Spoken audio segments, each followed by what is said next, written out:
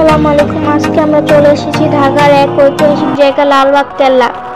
অনেকবার নাম শুনেছি কিন্তু দেখা হয়নি। পুরান ঢাকার মাঝে এই কেল্লা অন্যরকম টাইম। আজকে ভাবলাম হেঁটে হেঁটে ঘুরি আর তোমাদেরকেও একটু দেখায়। চলো শুরু করি। এই দেখো, গেটটা খুব সুন্দর, পুরোনো দিনের রাজকীয় একটা ভাব আছে। টিকিট কেটে ঢুকতে হয়, খুব বেশি দাম না। ভেতরে ঢুকতে একটা আলাদা ফিল আসে, ঠান্ডা, শান্তি, একটু ধীরে চলার সময় মতো। এর পাশে আছে পুরী বিবির মাজার।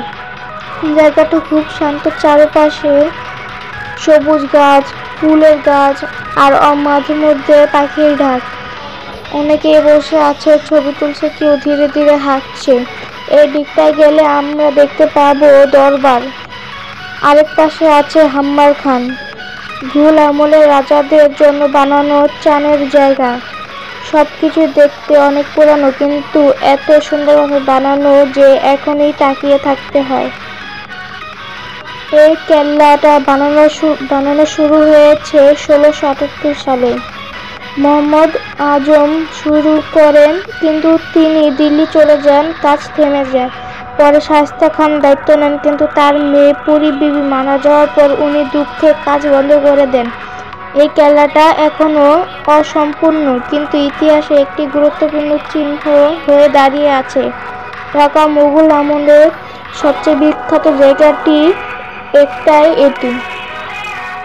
এখানে বসে এক ধরনের শান্তি পাওয়া যায়। যারা আছেন তারা শুধু ছবি তুলেই না, সময় কাটাতে আসেন।